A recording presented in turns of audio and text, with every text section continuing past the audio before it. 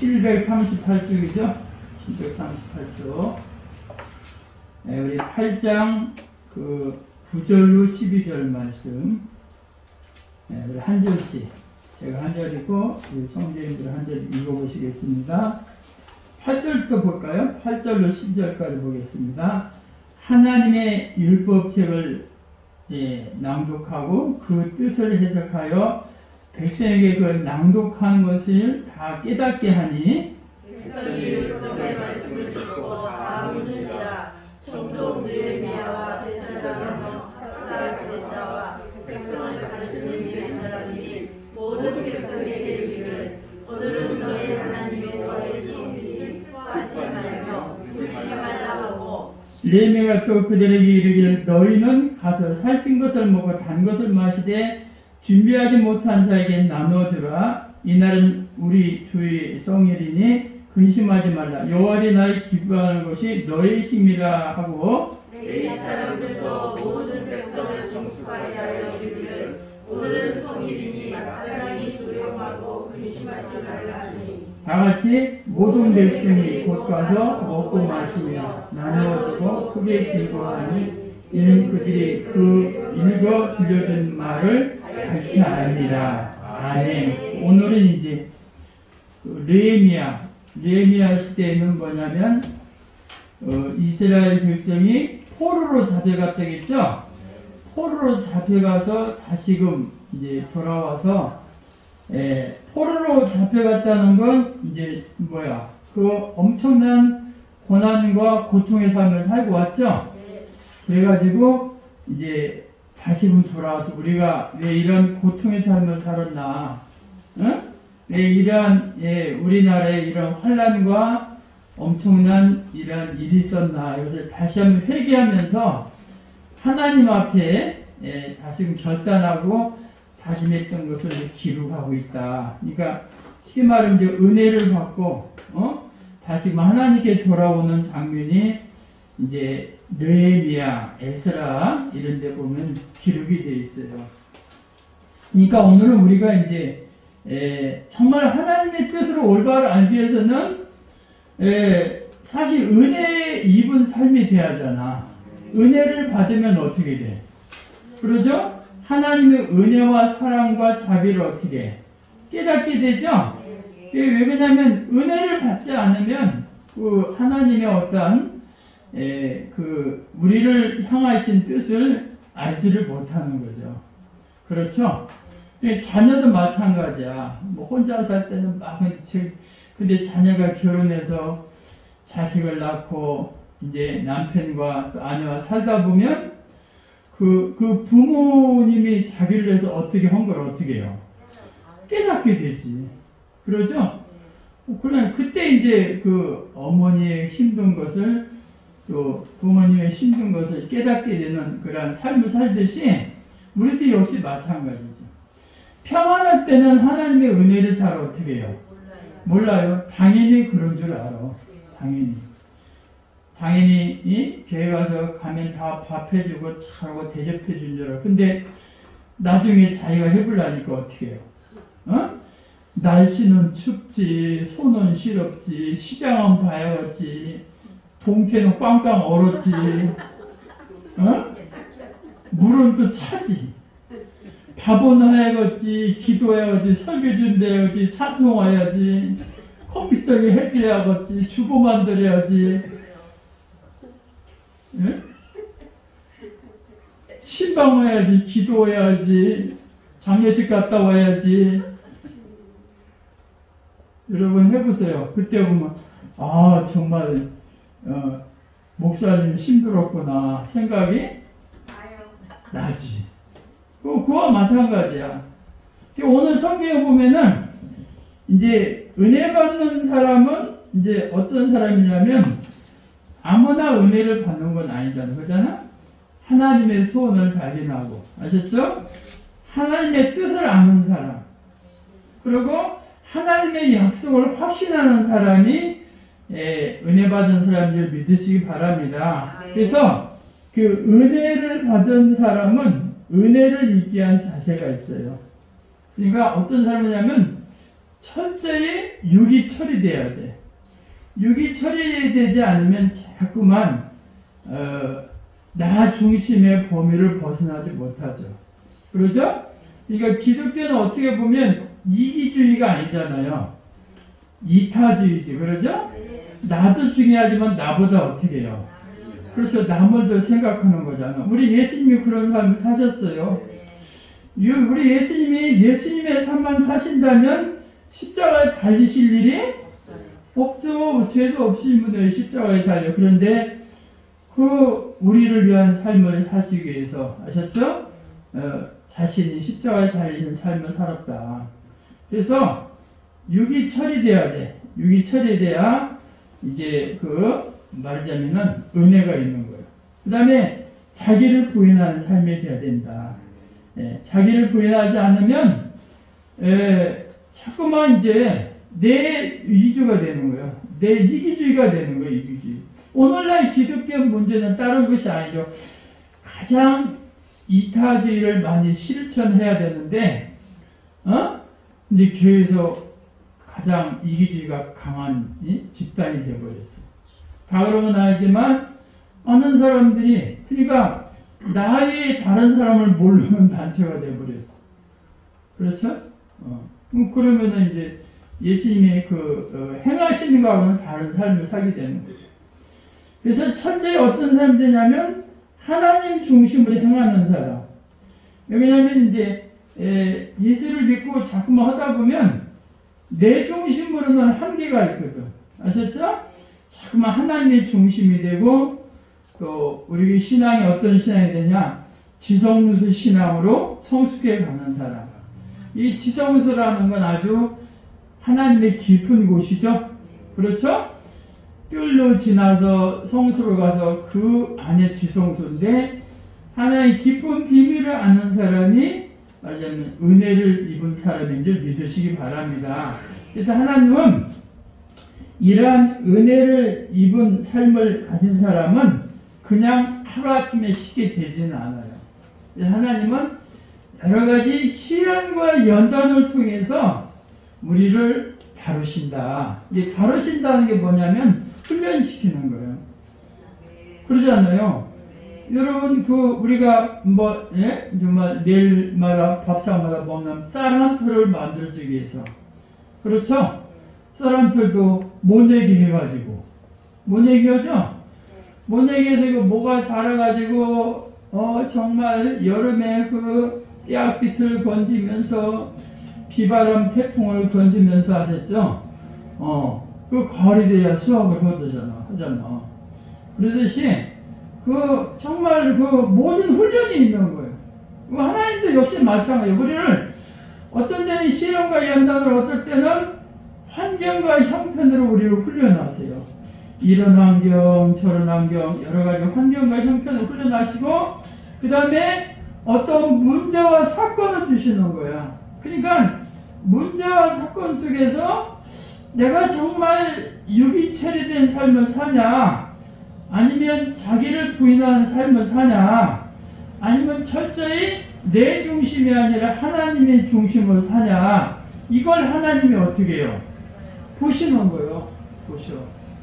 그 다음에 뭐냐면 이념과 사상으로 우리를 훈련시키는 거예요. 왜냐하면 수많은 지식이 있잖아요. 지식이. 예? 여러분 컴퓨터 쳐보세요.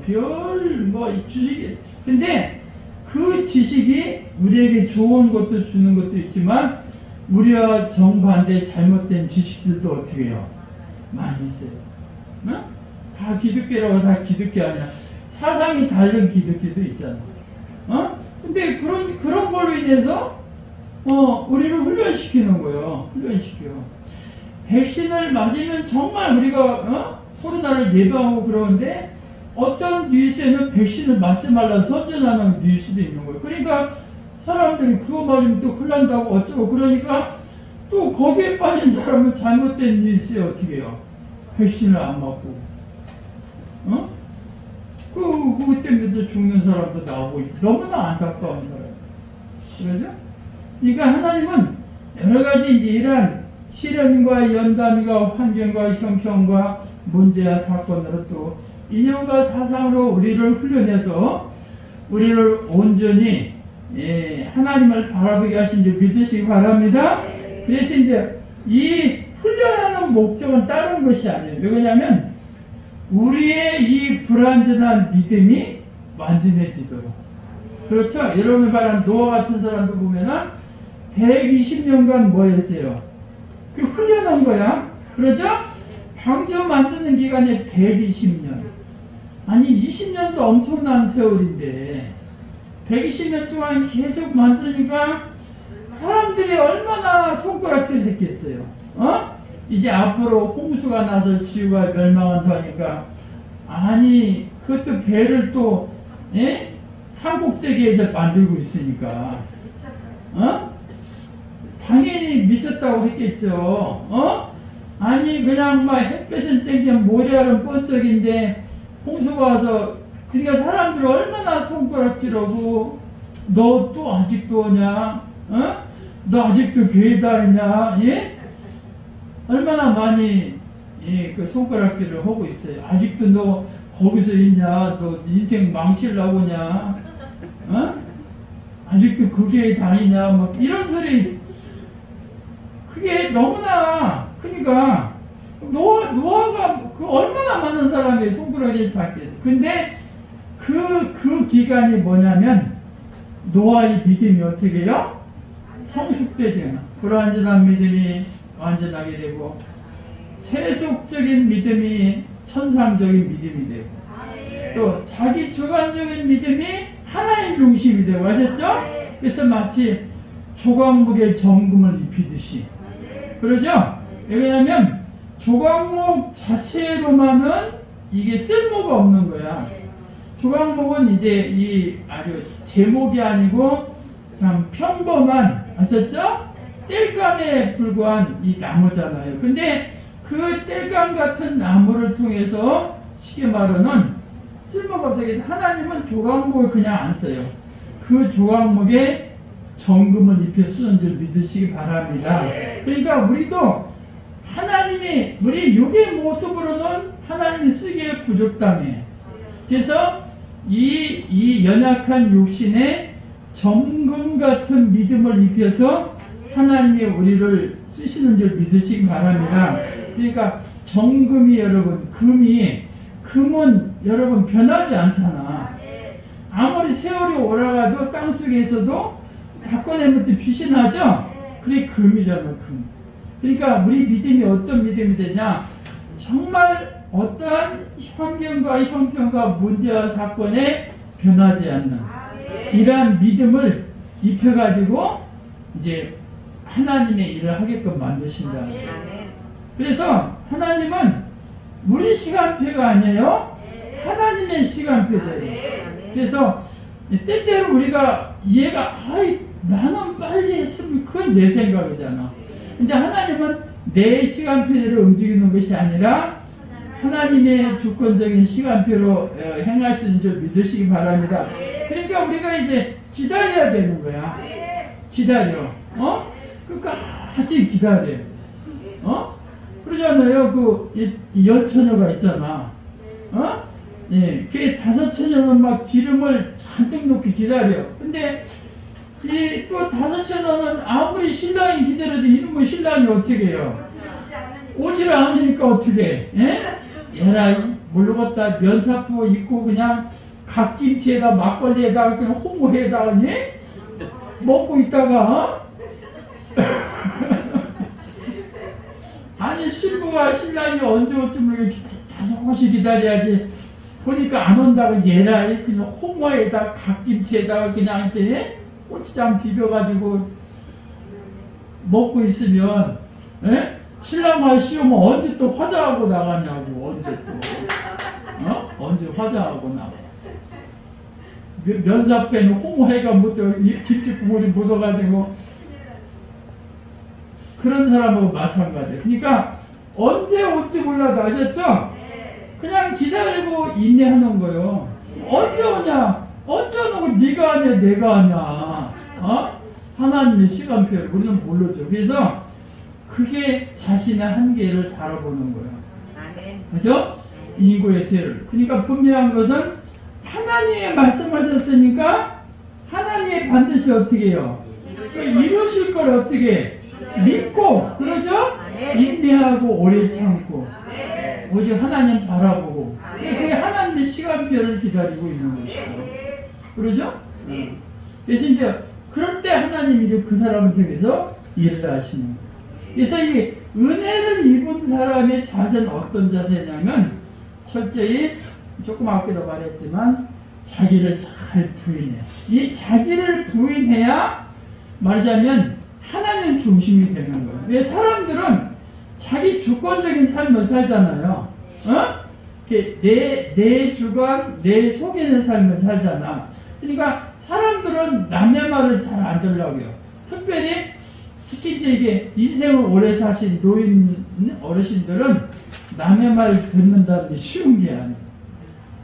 그러니까 이 믿음이 잘 안 들어가. 아무리 말해도 아셨죠?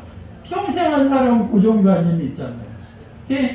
오로지 자기 생각, 자기 주관. 근데 사실은 어떻게 보면 자기 생각, 자기 주관이 옳은 것 같아도 오히려 그것 때문에 망한 사람도 많잖아. 근데 그걸 어떻게 해? 그걸 고집을 해. 계속. 그러니까 자기를 부인하고 자기 십자가 진다는 게 정말 어렵게 은혜 받지 않으면 고정관념이 안 먹히죠. 굉장히. 그 다음에 은혜 받은 사람은 어떤 사람이냐면 말씀을 거울로 삼아서 자기를 성찰하는 사람인 줄 믿으시기 바랍니다. 왜냐하면 이제 말씀이 거울이야. 그러니까 내가 잘했나 못했나는 내 생각과 내 주관이 아니고 말씀이라는 잣대에 비춰봐서 아셨죠? 잘했으면 그게 잘한 것이고 못했으면 잘못한 것이죠. 그렇죠? 여러분이 거울을 딱 보면 내 얼굴에 뭐가 묻었나 안 묻었나, 내가 옷을 올바로 입었나 안 입었나, 뭐를 보면 알 수 있어? 거울 보면 알 수 있죠? 자기를 딱 보면 뭐가 잘못됐구나. 마찬가지야. 그래서 말씀이라는 거울에 내 자신을 딱 비춰보시면 아셨죠? 이제 은혜 받는 사람은 항상 내적 자세가 자신을 말씀이라는 거울에 비춰보는 삶을 사시는 거예요. 네, 그게 은혜 받는 사람이고, 그 다음에 어떤 사람이냐면 이 사람은 아주 신전의식이 강한 사람이에요. 무슨 말이냐면 내가 신전의식이라는 건 하나님이 내 앞에 계시다면, 그러죠? 내가 어떻게 해야 되겠나, 이런 말이죠. 그래서 전도서 5장에 2절에 이런 말이 있어요. 너는 하나님 앞에서 함부로 입을 열지 말며 급한 마음으로 말을 내지 말라. 하나님은 하늘에 계시고 너는 땅에 있음이니라. 그런즉 마땅히 말을 적게 할 것이라. 그래. 그러니까 만약에 하나님이 내 앞에 있으면 어떻게 우리가 그러죠? 온전히 하겠죠? 그래서 항상 어떤 일을 하게 되도 하나님이 내 앞에 계시다는 사상으로 있는 사람이 신전의식이 강한 사람. 이게 은혜 입은 사람은 그런 사람이 산다는 거죠. 그 다음에 은혜 입은 사람은 어떤 사람이면 자기 부족을 고백하는 사람이야. 유명한 사도 바울은 이런 말을 했어요. 고린도전서 15장 9절을 보면 나는 사도 중에 가장 작은 자라. 나는 하나님의 기회를 박해 있으므로 사도라 칭함받기를 감당치 못할 자니라. 그래. 그래서 어떻게 보면 사도 바울이 엄청난 사람인데도 그는 사람들에게 나는 작은 자입니다. 나는 지극히 작은 자보다 더 작은 자다. 또 나는 죄인 중에 뭐다? 괴수라고 고백을 하는 사람이야. 그렇잖아요. 이 바울 같은 사람이 나는 죄인 중에 괴수라고 막 우리는 어떤 사람이겠어? 바울이 작은 자로 고백하면 우리는 어떤 자겠나. 근데 바울이 그러한 성공적인 그러한 전도 생활을 할 수 있던 이유는 첫째 자기의 부족을 고백하는 거예요. 그러니까 내가 부족을 고백하면 완전하신 하나님을 바라보기가 쉬운 줄 믿으시기 바랍니다. 근데 내가 많이 가졌다 하면 안 바라보죠. 그잖아요? 그 세상에서 높은 권력을 가지고 많은 물질이 있으면 그 사람이 하나님 바라보기가 어떻게 해요? 어려워. 왜냐면은 아니 안 벌어봐도 풍족하니까. 그렇죠. 그래서 부자가 천국 가기가 어렵단 말이 그런 말이죠. 그러니까 정말 없으면 완전하신 하나님 더 바라기가 쉽죠. 근데 만원을 가지고 있으면 그만큼 하나님 바라기가 어려운 거야. 예? 예. 근데 이 바울의 축복은 자기는 완전한 사람에서 불구하고 남이 보기에는 나는 부족한 자입니다. 나는 죄인 중에 괴수입니다. 나는 옛날에 하나님의 계를 핍박하고 박해했던 사람이다. 이것을 잃어버리질 않는 거야. 그러니까 그것만 생각하면 어떻게 해요? 자기 위치가 낮아지지. 우리가 잘 아는 베드로는 새벽에 방만 울면 뭐가 생각나? 그래서 지난날 예수님을 어떻게 해요? 부인했던 그것이 생각나죠? 어떤 사람 방만 보면 막걸리가 생각나고 그런다고 그러면 근데 이 베드로는 박소리만 나면은 지난날 예수님 회개했겠지. 회개했어도 그 지난날 예수님을 부인해. 왜 바보 밑에 세 분 부인했죠? 그만 생각나는 거야. 그러니까 또 그게 자기 아픈 정말 찔림이 됐는데 그 찔림이 있었기 때문에 베드로는 더 완전한 삶을 살 수 있었음을 믿으시기 바랍니다. 만약에 그게 없었으면 그렇게까지는 할 수는 없었겠죠. 그래서 베드로는 훗날에 어떻게 했냐면 십자가도 올바로 앉아 하셨죠? 거꾸로 십자가를 지고 주님 가신 그 길을 순교의 삶을 살았다. 그게 은혜 받은 사람. 근데 이 은혜 받은 사람은 어떤 삶을 사냐면 내적인 자세도 있어요. 내적인 자세도 있지만 내적인 자세는 뭐냐면 심지가 견고한 삶을 사는 거야. 심지가.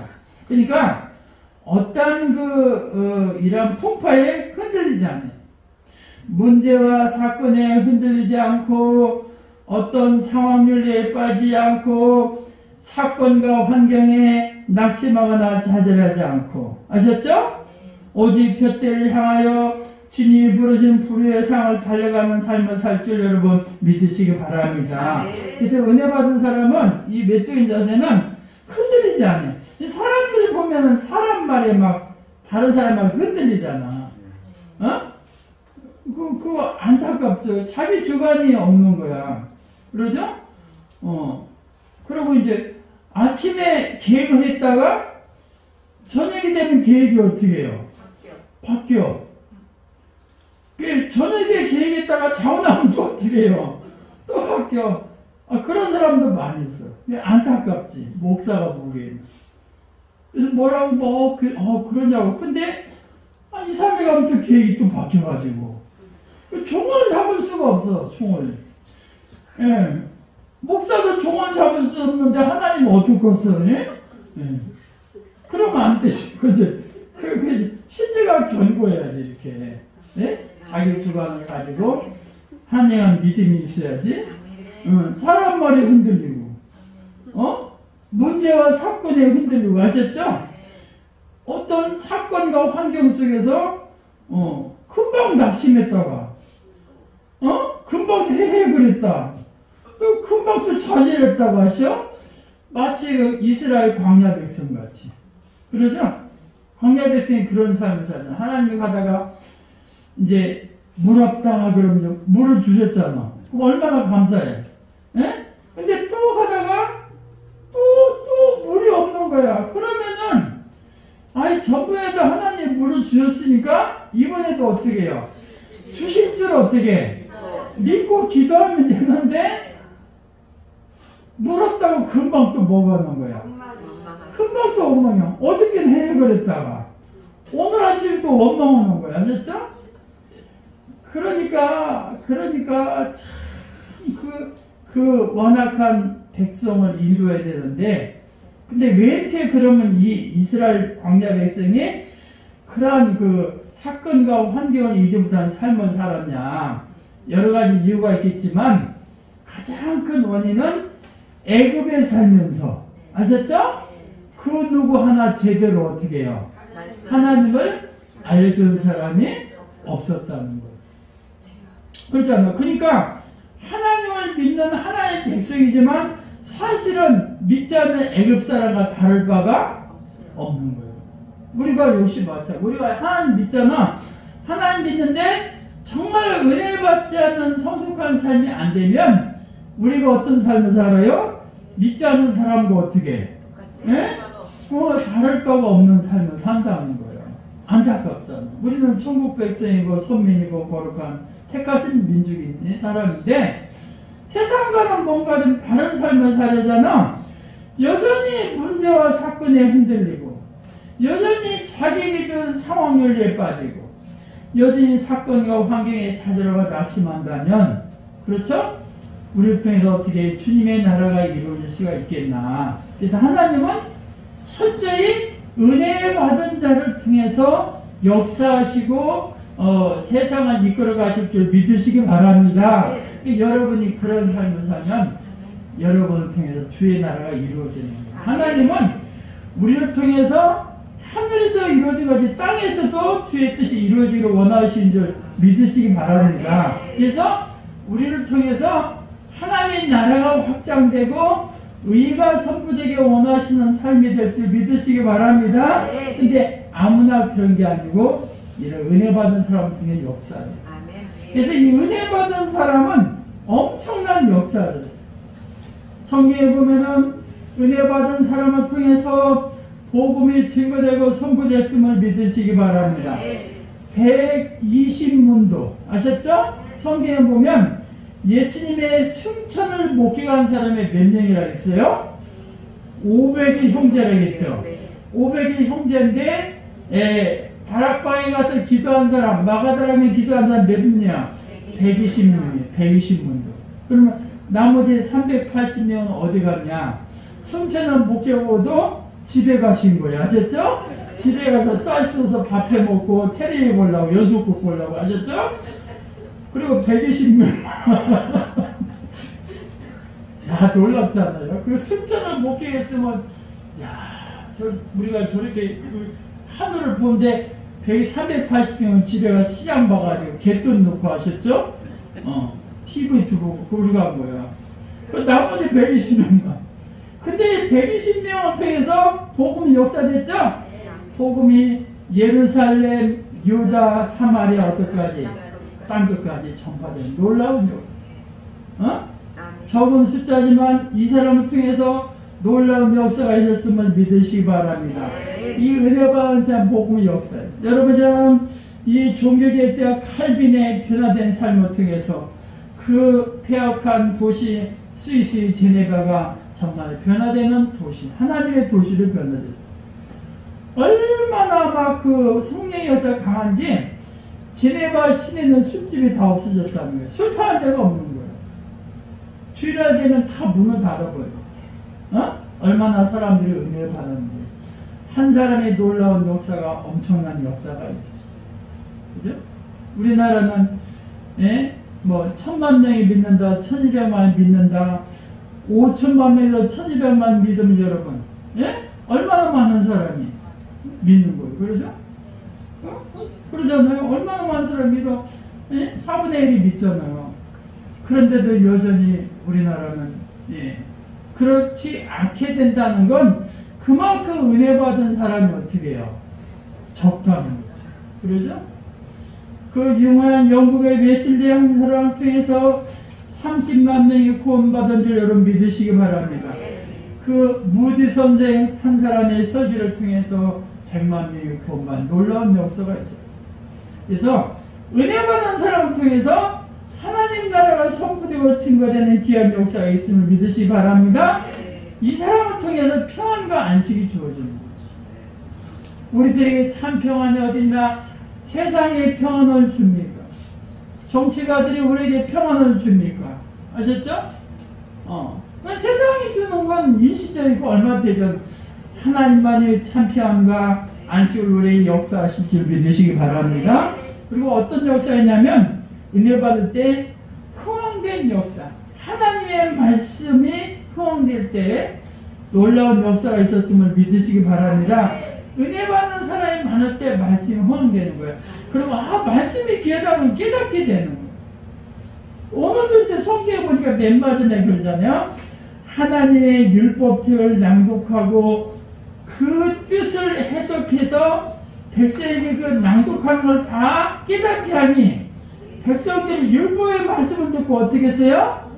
다 우는지라 은혜를 받았다는 거예요. 그죠? 우리가 말씀의 은혜를 받을 때 영적인 부흥의 역사가 있을 줄 믿으시기 바랍니다. 말씀의 은혜를 받을 때 하나님이 최고인 줄 믿으시기 바랍니다. 말씀의 은혜를 받을 때 우리의 인생의 문제는 세상이 해결해 주는 것이 아니고 오직 주님의 해결해 줌을 믿게 될 줄 믿으시기 바랍니다. 여러분 은혜 받는 심령이 되어야 돼요. 그래서 왔다 갔다 하는 종교의 삶이 아니고 아셨죠? 말씀의 은혜를 받아서 더 바울같이 정말 많은 지식이 있음에도 불구하고 나는 사도 중에 지극히 작은 자보다 더 작은 자라고 고백할 수 있는 이런 은혜 받는 심령을 통해서 하나님의 나라는 확장되고 그런 사람을 통해서 주의 역사가 이루어지는데 여러분이 그런 삶의 주인공이 되시기를 주님의 이름으로 축원합니다. 기도하시겠습니다.